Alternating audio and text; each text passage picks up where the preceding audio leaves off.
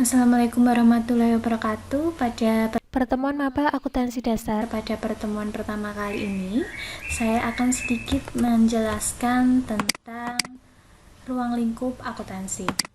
Langsung saja, adapun tujuan pembelajarannya pada pertemuan kali ini, yang pertama memahami pengertian, tujuan, peran akuntansi, dan pihak-pihak yang membutuhkan informasi akuntansi. Dan yang kedua, memahami jenis-jenis profesi akuntansi. Langsung saja, yang pertama ada pengertian dari akuntansi itu sendiri. Nah, di sini banyak sekali para ahli menjelaskan tentang pengertian akuntansi, tapi di sini saya hanya menyampaikan pengertian akuntansi menurut AICPA atau American Institute of Certified Public Accounts. AICPA mendefinisikan akuntansi sebagai seni mencatat, menggolongkan, dan meringkas transaksi dan kejadian yang bersifat keuangan dengan cara tertentu dan dalam bentuk satuan uang, serta menafsirkan hasil-hasilnya. Kemudian ada informasi akuntansi, di mana dengan adanya akuntansi akan memberikan informasi antara lain. Yang pertama, akuntansi memberikan informasi mengenai kondisi keuangan di suatu perusahaan.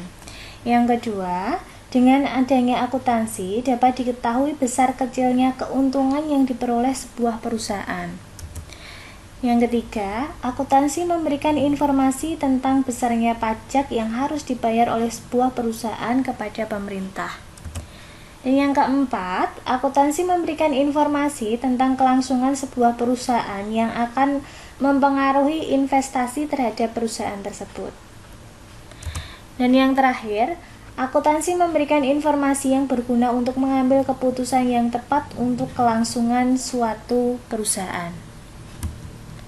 Selanjutnya ada tujuan dan peran akuntansi. Yang pertama ada tujuan akuntansi. Akuntansi, jika dilihat dari prosesnya, maka akan menunjukkan suatu rangkaian kegiatan, mulai dari pencatatan hingga pelaporan yang di dalamnya terkandung informasi akuntansi bagi berbagai pihak. Dari proses akuntansi tersebut, pada dasarnya, akuntansi bertujuan untuk memberikan informasi yang diperlukan bagi pihak yang membutuhkan informasi akuntansi terhadap suatu usaha. Yang selanjutnya ada peran akuntansi. Akuntansi sangat berperan dalam sebuah usaha, baik dilihat dari kegiatan usahanya maupun peran bagi pihak manajemen. Saya jelaskan dulu yang pertama, peran akuntansi dalam kegiatan usaha. Yang pertama ada pengendalian keuangan. Dengan sistem akuntansi yang baik akan membantu kita mengidentifikasi area permasalahan dan berfungsi sebagai alat pengendali keuangan yang dibutuhkan. Yang kedua, operasi perusahaan. Setiap perusahaan pasti mempunyai pendekatan yang berbeda-beda dari operasi akuntansinya. Nah, dengan adanya akuntansi, maka akan terlihat kegiatan ataupun biaya operasional yang dikeluarkan suatu perusahaan.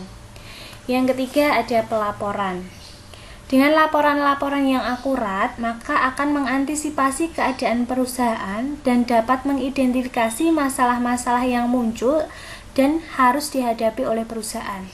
Dan yang terakhir ada perencanaan. Nah, proses perencanaan ini adalah penetapan tujuan atau langkah-langkah pendekatan yang diambil untuk mencapai tujuan tersebut. Jadi, dapat dikatakan bahwa suatu sistem akuntansi yang baik adalah kebutuhan mendasar untuk berhasilnya praktis bisnis atau suatu perusahaan.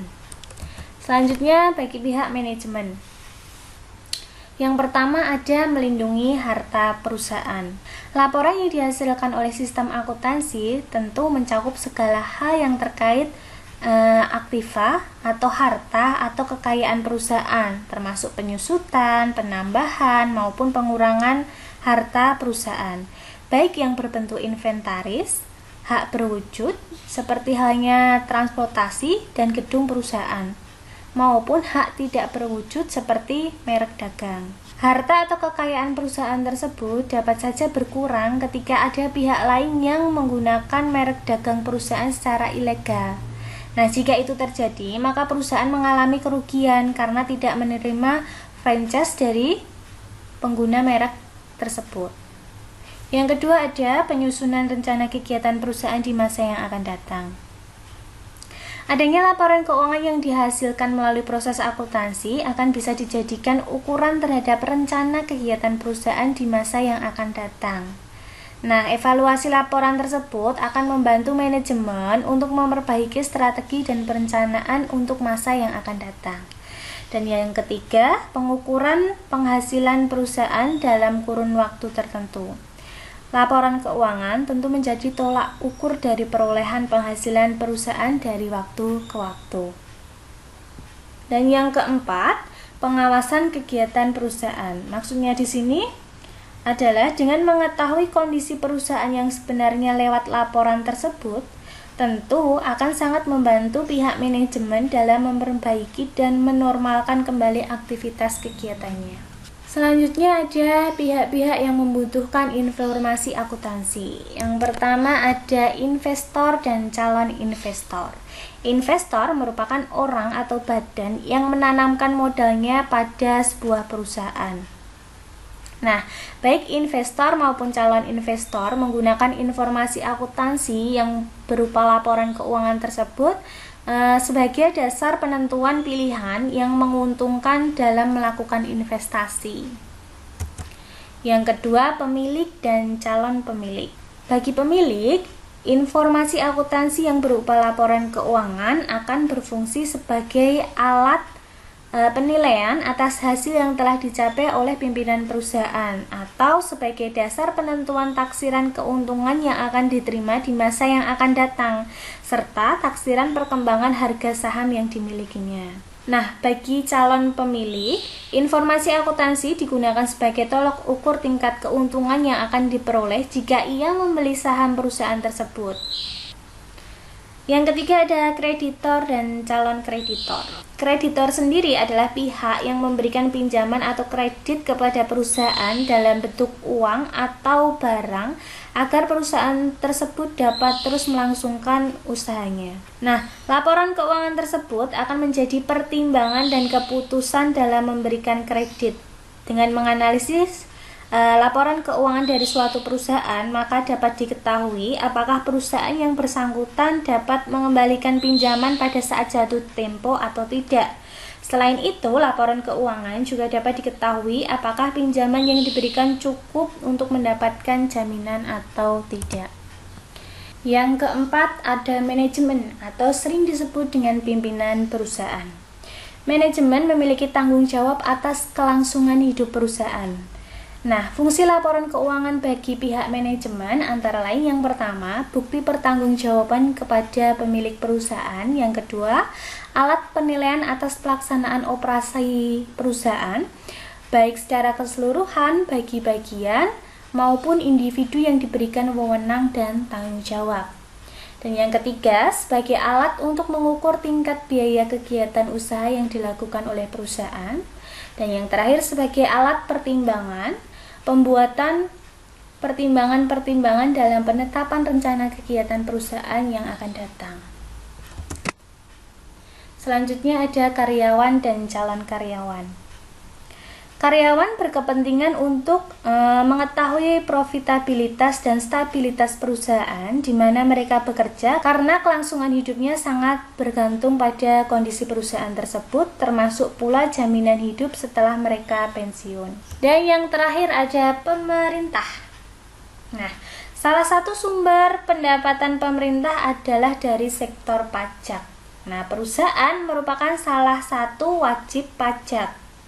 Pemerintah berkepentingan untuk memperoleh informasi yang dapat digunakan untuk menetapkan jenis pajak dan besarnya kewajiban pajak yang harus ditanggung atau dibayar oleh perusahaan.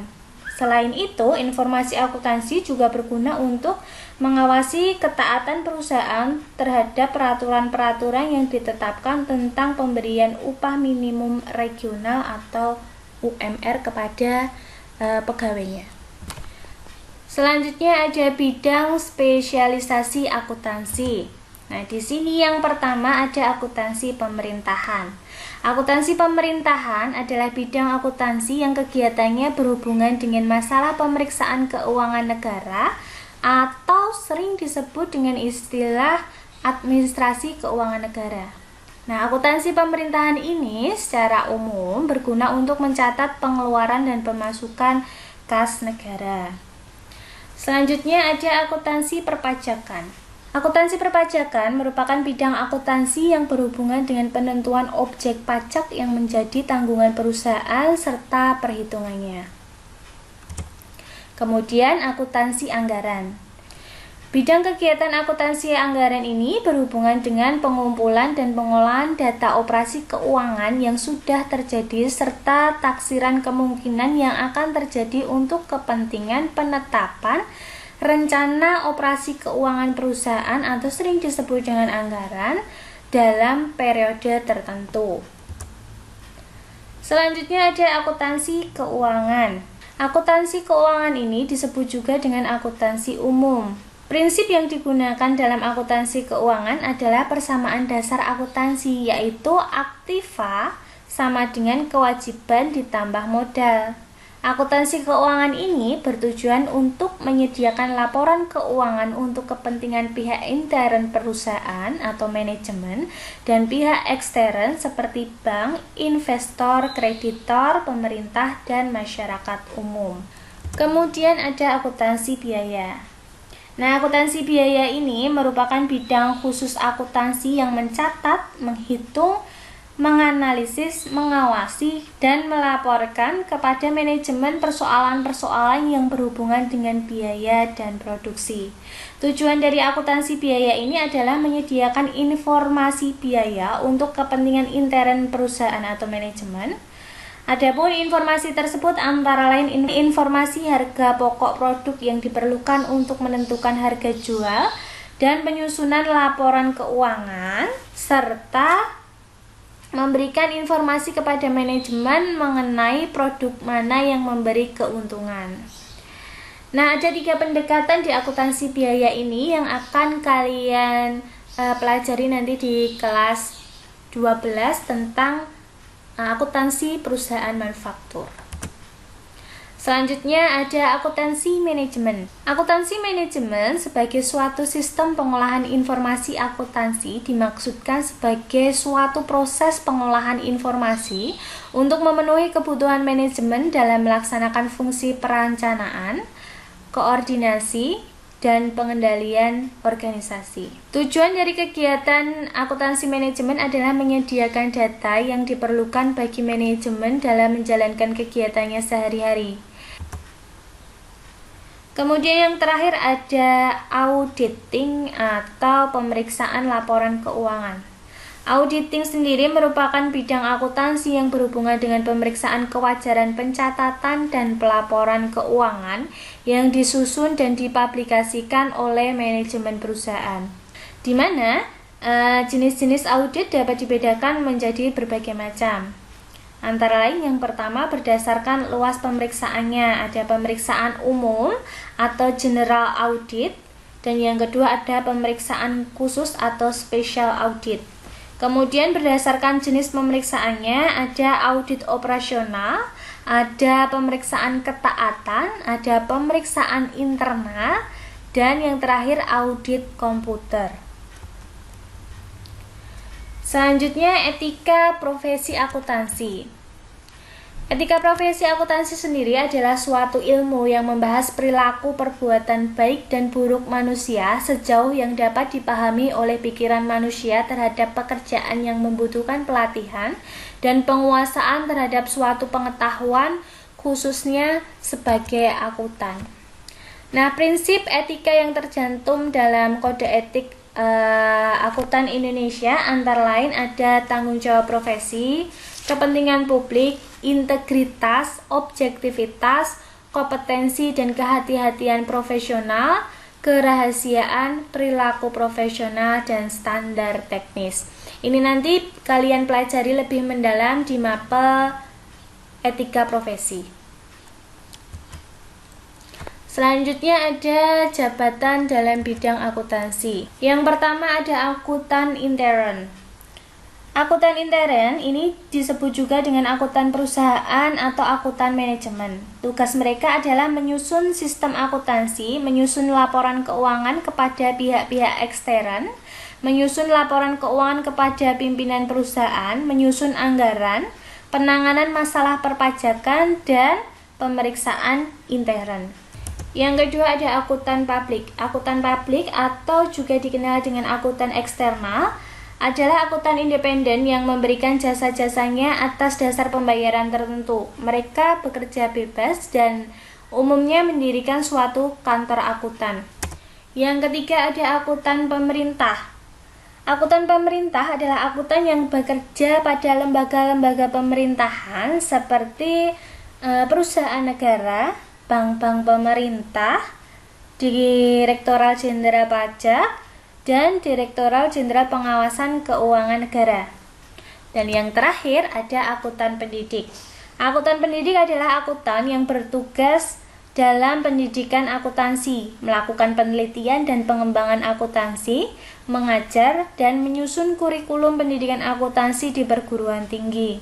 Adapun seorang akuntan pendidik biasanya merangkap sebagai akuntan publik juga. Misalnya, akuntan yang membuka praktik sebagai akuntan publik bekerja sebagai staf pengajar pada sebuah universitas. Itu saja yang dapat saya sampaikan. Terima kasih. Assalamualaikum warahmatullahi wabarakatuh.